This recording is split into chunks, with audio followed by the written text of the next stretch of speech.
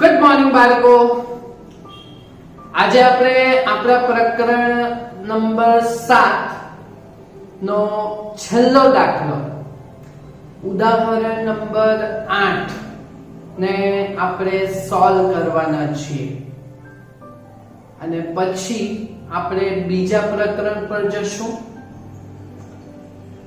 તો ઉદાહરણ નંબર 8 એ 3 થી 4 માર્ક્સ માટેનો ગણાશે અને રકમ સમજીને તેની આકૃતિ આપણે કેવી રીતે તૈયાર કરીએ ને તે ખાસ આપણે સમજવાનું છે.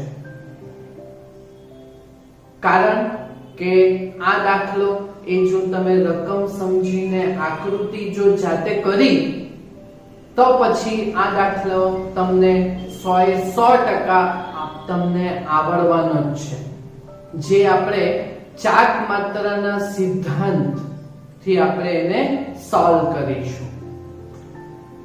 ઓકે, તો આપણે ઉદાહરણ નંબર 8 અને એનું આપણે સોલ્યુશન એટલે ઉકેલ કરીશું.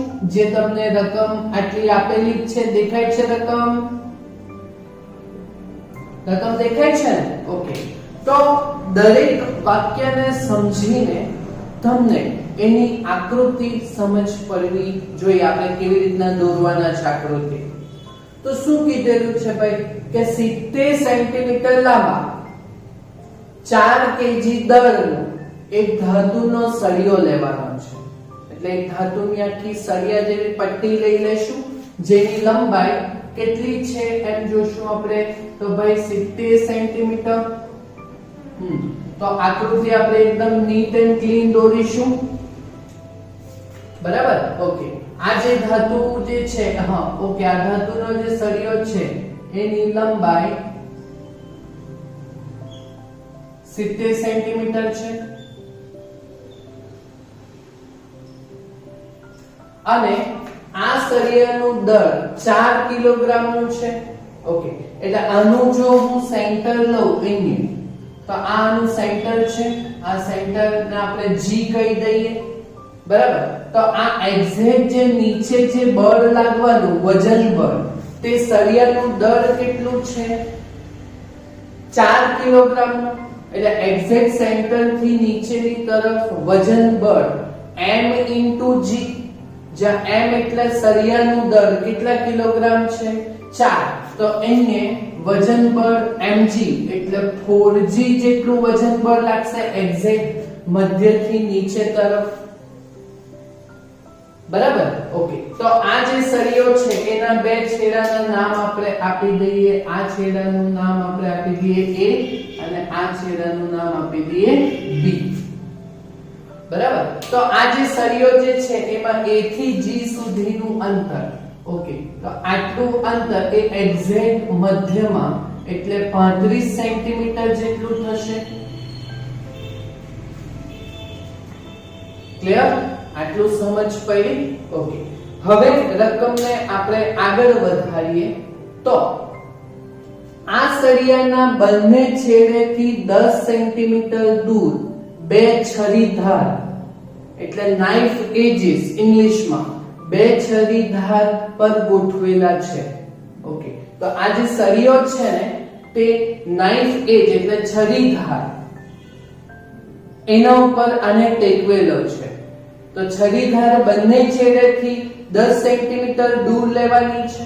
ઓકે, તો આપણે અહીંયા છરીધાર લેશું તો આ અહીંયાથી આ છેડા ઉપર ને અહીંયાથી આ છેડા ઉપર 10 સેન્ટીમીટર અંતર લેવાની છે. તો આ સળિયા A ના છેડાથી 10 સેન્ટીમીટર દૂર અહીંયા આપણે એક ટેકો લીધો. એ છરીધાર એટલે નાઇફ એજ K1 લીધું આ બાજુ. બરાબર? અહીંયા K1 લીધું આટલે અંતરે. ઓકે, ને આટલું અંતર એ આનું કેટલું છે? આ છેડાથી આ છરીધારનું અંતર કેટલું છે ભાઈ? 10 સેન્ટીમીટર. તેવી જ રીતે બીજે છેડે બંને છેડેથી 10 સેન્ટીમીટર દૂર એટલે આ બાજુથી પણ અહીંયા એક ટેકો મૂકવાનો છે.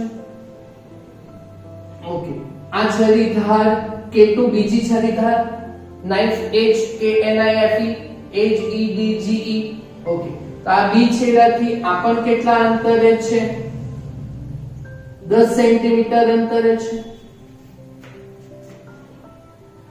બરાબર ઓકે તો આ વચ્ચેના બિંદુથી આનું અંતર કેટલું થશે તો આ આટલેથી આટલું અંતર ઓકે તો એ કેટલું થશે આટલેથી આટલું અંતર તો આ કેટલું છે 35 બરાબર એમાંથી આ 10 કપાઈ ગયું તો 35 - 10 થશે બરાબર ને 35 આ 35 છે 35 માંથી આ 10 બાદ કરો તો આ કેટલું થશે 25 સેન્ટીમીટર થશે ઓકે સમજ પડી કે તેવી જ રીતે આનાથી આનું અંતર પણ આટલેથી આટલું અંતર પણ 25 સેન્ટીમીટર થશે અંતર મધ્યબિંદુ G થી ઓકે ચાલો પછી આગળ વાંચો હવે શું કરેલું છે કે તેના કોઈ એક છેડેથી 30 સેન્ટીમીટર દૂર 6 કિલોગ્રામનો બોજ લટકાવેલો છે વજન 6 કિલોગ્રામનું દળ લટકાવેલું છે કાંથી કોઈ પણ એક છેડેથી 30 સેન્ટીમીટર દૂર ચાલો એટલે આપણા બિંદુ આ A થી આપણે એક છેડેથી આ બાજુ 30 સેન્ટીમીટર આપણે 6 કિલોગ્રામનો દળનો બોજ લટકાવવાનો છે એટલે આ બિંદુ A થી આટલું 35 છે તો એનિકમાં 30 આવશે ઓકે તો અહીંયા આપણે બોજ એના માટેનું બિંદુનું નામ આપી દઈએ P ઓકે તો અહીંયા આ એક્ઝેક્ટ નીચે કેટલા કિલોગ્રામનો બોજ લગાવેલો છે 6 કિલોગ્રામ એટલે નીચે અહીંયા જે વજન બળ લાગશે તે mg એટલે દળ m બરાબર 6 કિલોગ્રામ એટલે 6g જેટલું લાગશે બરાબર એટલે આ આટલેથી આટલું અંતર એ કેટલા સેન્ટીમીટર છે આવ્યું આ અંતર 30 સેન્ટીમીટર છે બરાબર એટલે આ G બિંદુથી અંતર આ બોજનું આટલું 35 છે બરાબર ને આટલું 30 છે તો આ કેટલા અંતર થશે 5 સેન્ટીમીટર અંતરે થશે મધ્યબિંદુ G થી સમજ પડી કે આ આકૃતિ ઓકે તો શું શોધવાનું કીધેલું છે કે આ છરીધાર ઉપરના પ્રતિક્રિયા બળો શોધો તમે છઠ્ઠા ચેપ્ટર સ્કૂલમાં ભણ્યા છઠ્ઠું ચેપ્ટર બરાબર એમાં સપાટી ઉપર નીચે તરફ જે બળ લાગે તે વજન બળ mg ને એનું પ્રતિક્રિયા બળ ઉપર તે લંબ બળ કેપિટલ N હતું એટલે અહીંયા જે વજન બળો નીચે તરફ લાગતા છે તો ઉપર તરફ પ્રતિક્રિયા બળો લાગશે તો એ પ્રતિક્રિયા બળો એટલે રિએક્ટિવ ફોર્सेस રિએક્ટિવ માટે આપણે કેપિટલ R લેશું ઓકે ને એ પ્રતિક્રિયા બળો કોના પર શોધવાના છે છરીધાર ઉપર એટલે અહીંયા બે છરીધાર છે તો એ પ્રતિક્રિયા બળ નીચે વજન લટકાવે એટલે પ્રતિક્રિયા બળ ઉપર લાગે તો આ છરીધાર K1 ઉપર નું પ્રતિક્રિયા બળ એટલે એ આપણે કહીશું R1 તે શોધવાનું છે બરાબર ઓકે અને આ છરીધાર K2 ઉપરનું પ્રતિક્રિયા બળ તે R2 તે પણ આપણે શોધવાનું છે બોલો સમજ પડી કે આકૃતિમાં આકૃતિ જો તમને સમજ પડેલી હશે તો જ તમારાથી આ દાખલો થશે બરાબર તો આપણે સવાલ પ્રમાણે શું શોધવાનું છે તો છરીધારો K1 અને K2 પર લાગતા પ્રતિક્રિયા બળો R1 અને R2 શોધીશું આપણે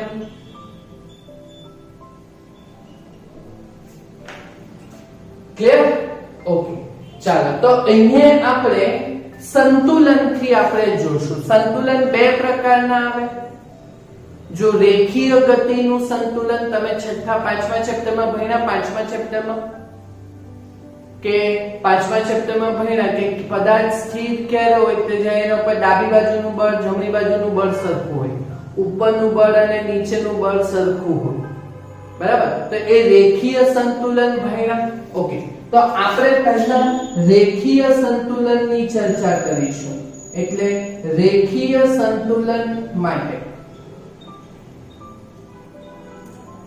તો રેખીય સંતુલન માટે ઉપરના બળો ઇઝ ઇક્વલ ટુ નીચેના બળો, બરાબર? એટલે ઉપરના બળો એટલે ઉધ્વ દિશાના બળો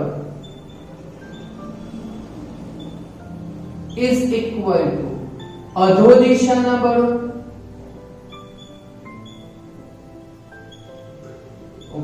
ઉપરની તરફ લાગતા બળ કયા છે? જોજો, ઉપરની તરફ બળ લાગતું છે તે આ પ્રતિક્રિયા બળ R1 અને બીજું કયું R2. એટલે ઉધ્વ દિશાના બળો તે R1 R2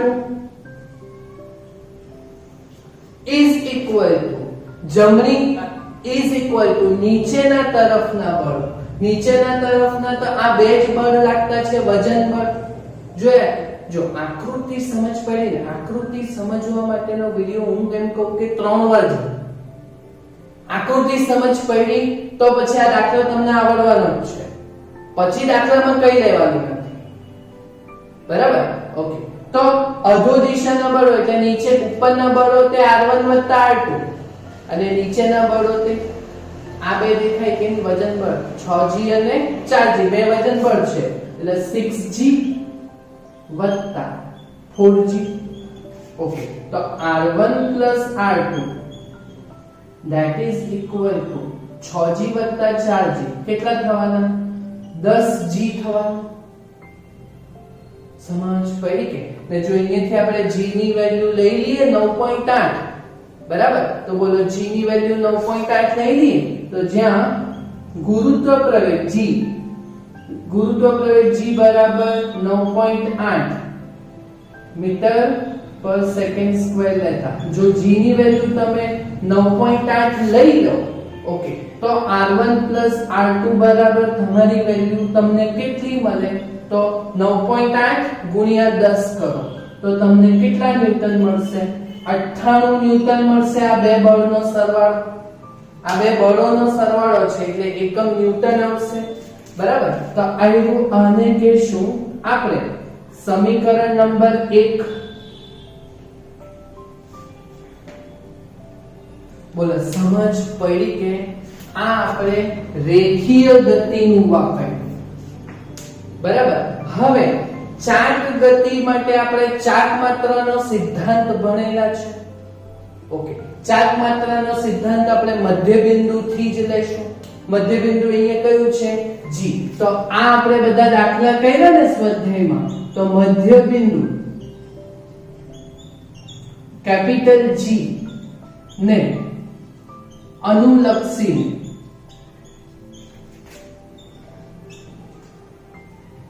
ચાક માત્રાનો સિદ્ધાંત.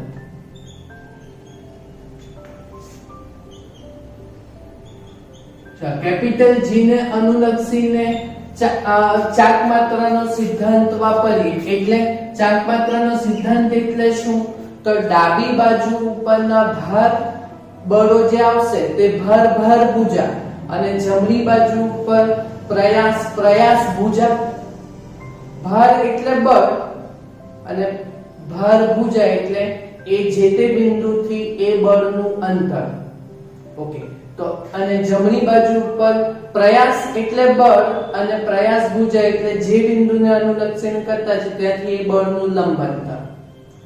આવું ભણેલા છે ને ચાક માત્રાનો સિદ્ધાંત. તો અહીંયા G બિંદુને અનુલક્ષીને કરવાનું છે. તો બોલો, G થી ડાબી બાજુ ઉપર કેટલા બળો છે? બે બળ છે. એક તો પ્રતિક્રિયા બળ અને બીજું વજન બળ 6G. આને અનુલક્ષીને લેવાનું છે. G બિંદુથી ડાબી બાજુ પર આ લીલીઓ અને ભૂરીઓ છે. આપણું દેશી ગુજરાતીમાં લીલીઓ અને ભૂરીઓ છે, બરાબર? ચાલો, તો આપણે આ અહીંયાથી આ બળ, તો આ ડાબી બાજુ ઉપર ભાર અને એની ભાર ભુજા એટલે એનું અંતર G બિંદુથી આપણે લેશું. ઓકે તો r1 બળ ભાર છે r1 અને એની ભુજા છે g બિંદુથી, તો g બિંદુથી એટલે k1 g જેટલું અંતર થશે, k1 g જેટલું. ઓકે તો k1 g ઓકે વત્તા હજુ ડાબી બાજુ પર હજુ એક ભાર મૂકેલો છે બોજો, તે એ 6g જેટલો છે બળ. ઓકે પણ એ અધો દિશામાં છે, આ ઉર્ધ્વ દિશામાં તો એટલે ધન લીધો, આ અધો દિશામાં છે એટલે બીજું હજુ જે ભાર છે તે 6g જેટલું છે પણ એ માઈનસમાં છે, માઈનસમાં. બરાબર, એટલે આ 6g જેટલું અધો દિશામાં એટલે માઈનસમાં લેવાશે. ઓકે અને આ બિંદુથી આનું અંતર એટલે p બિંદુ આગળ છે ને આ બળ અધો દિશામાં એટલે માઈનસમાં લીધું ને એનું અંતર એટલે pg જેટલું. ઓકે તો ડાબી બાજુ ઉપરના ભાર અને ભુજા વાળું કામ આપણું પતી ગયું. ઓકે ચાલો હવે g બિંદુથી જમણી બાજુ પર પ્રયાસ અને પ્રયાસ ભુજા. ઓકે તો જમણી બાજુ ઉપર બળ તો એક જ છે, આ પ્રતિક્રિયા બળ r2 એટલે ઉપર જ છે એટલે ધન r2 અને એનું અંતર એ g બિંદુથી એટલે g k2 એટલે કે k2g જેટલું.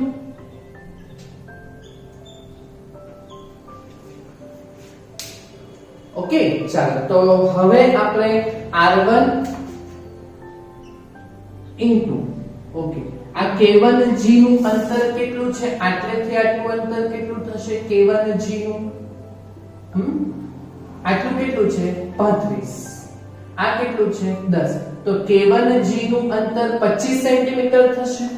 ઓકે એટલે 25 સેન્ટીમીટર એટલે 25 વત્તા ઓકે હવે આ -6g છે તો બાર માઈનસ લઈ લો એટલે -6 સ્મોલ g અને આ pg નું અંતર કેટલું છે, pg આટલેથી આટલું અંતર કેટલું થશે તો આટલું છે 35, આ 30 સેન્ટીમીટર અંતરે બોજો લટકાવેલો છે એક છેડેથી, તો આટલું 35 -30 એટલે આ 5 સેન્ટીમીટર જેટલું છે pg. ઓકે તો 5 centimetre is equal to r2 અને આ k2g નું અંતર કેટલું છે, k2g નું અંતર તો એ બી આપણું k2g નું અંતર 25 સેન્ટીમીટર g બિંદુથી અંતર. બરાબર. ઓકે હવે જોઈ લો તો બધામાંથી આ પાછું 50 25, આ 5 અને આ પાછું 50 25 એટલે બધામાંથી 5 કોમન નીકળતો છે. બરાબર, એટલે અહીંયા કેટલા આવશે 5 50 25, 5 ઉડી જશે એટલે 5r1 ઓછા 6g બરાબર is equal to 5r2, બધામાંથી 5 5 કેન્સલ થઈ ગયું કોમન લઈને. બરાબર. ઓકે ચાલો હવે અહીંયા r1 r2 નું સૂત્ર છે. ચાલો તો અહીંયા r1 અને r2 વાળું કામને ચાલો કરતા બનાવો તો 5r1 5r2 બરાબર 6g બરાબર. ઓકે ચાલો 5 5 આપણે ધારો કે જો કોમન લઈ લઈએ તો r1 r2 is equal to 6/5 into g આવશે. બરાબર, સમજ પડી કે હા. ઓકે તો હવે અહીંયાથી આપણે g ની વેલ્યુ જો 9.8 લો, જો g ની વેલ્યુ 9.8 લો તો r1 r2 is equal to g ની વેલ્યુ જો તમે 9.8 લો તો g ની વેલ્યુ જો 9.8 લો, 10 લેવ તો બી ચાલે પણ 9.8 પ્રમાણે જતા છે. 9.8 ગુણ્યા 6 ભાગ્યા 5. ઓકે તો એ તમારું થવાનું 11.76 ન્યૂટન. બરાબર, તો આને આપણે કહેશું સમીકરણ નંબર 2. તો બે સમીકરણ આપણી પાસે આવી ગયા પ્લસ અને માઈનસ વાળા.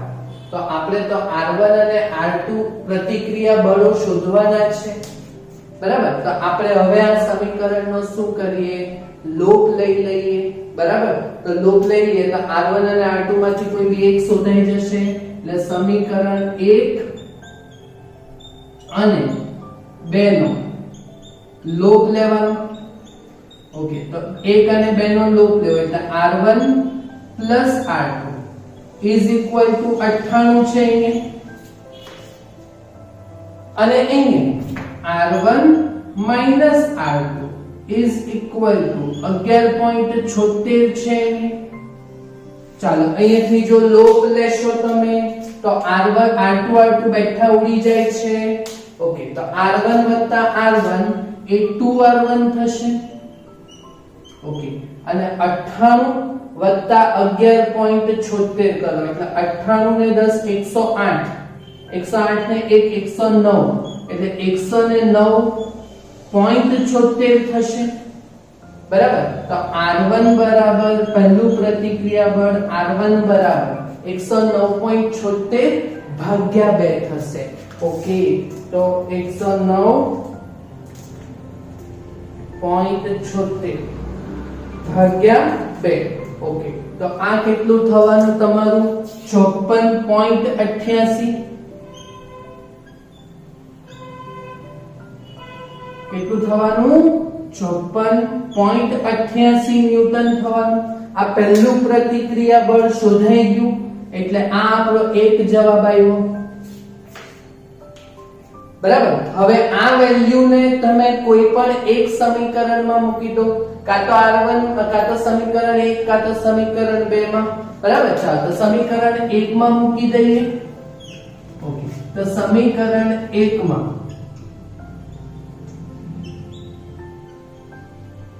R1 બરાબર R1 નું મૂલ્ય લેતા. ઓકે, તો સમીકરણ 1 માં R1 વત્તા R2 એટલે R1 વત્તા R2 છે. R1 ની વેલ્યુ આપણે કેટલી શોધી 54.88 વત્તા R2 is equal to 98. R1 વત્તા R2, R1 ની જગ્યાએ 54.88 લીધા. ઓકે, તો R2 બરાબર 98 માઈનસ 54.88 થશે. ઓકે, તો આ R2 બરાબર આપણો જવાબ કેટલો આવશે તો 98 માંથી 54.88 બાદ કરવાના. ઓકે, તો આ જવાબ આવશે તમારો 43.12. કેટલો આવશે 43.12. આટલા આ બી બળ છે એટલે ન્યૂટન. ઓકે, તો આ આપણો બીજો જવાબ થઈ ગયો. તો આ છે આપણા બે છરી ધાર ઉપર લાગતા લંબ પ્રતિક્રિયા બળ. શું કરેલું છે, પહેલા રેખીય ગતિમાં ઉપરના બળો બરાબર નીચેના બળો એમ કરીને એક સમીકરણ બનાવ્યું. પછી g ને અનુલક્ષીને ભાર ભુજા અને આ બાજુનું પ્રયાસ ભુજા એ વસ્તુ કરીને આપણે R1 R2 નું સમીકરણ બનાવ્યું, બરાબર. આ બે સમીકરણનો લોપ કરીને આપણે R1 અને R2 ના મૂલ્ય શોધેલા છે. તો જો આ દાખલાની રીત તો એકદમ ઈઝી છે, પણ જ્યાં સુધી તમારી આકૃતિ તૈયાર નહીં થશે, જાતે જોઈને નહીં, જાતે જ્યાં સુધી તમે આ શબ્દો ઉપરથી આકૃતિ તૈયાર નહીં કરી શકો ત્યાં સુધી આ દાખલો પોસિબલ નથી, બરાબર. અને આ જે દાખલો છે તે પૂછવાનો હોય તો તમને 4 માર્ક્સમાં પૂછાય. કેટલા માર્ક્સમાં પૂછાય 4 માર્ક્સમાં પૂછાય. બોલો, આવડશે દાખલો? પાક્કું કરી લેશો ને જાતે? તો આટલું તમે પૂરું કરજો. એટલે અહીંયા આપણે આપણું પ્રકરણ નંબર 7 ને વિરામ આપીશું. અહીંયા પ્રકરણ નંબર 7 અહીંયા આપણું પૂરું થયું. ઓકે, અને બીજી વાર જ્યારે મળીશું ત્યારે નવા ચેપ્ટર સાથે આપણે સ્ટાર્ટ કરીશું. ઓકે, આટલું કામ તમે પૂરું કરજો. Thank you very much.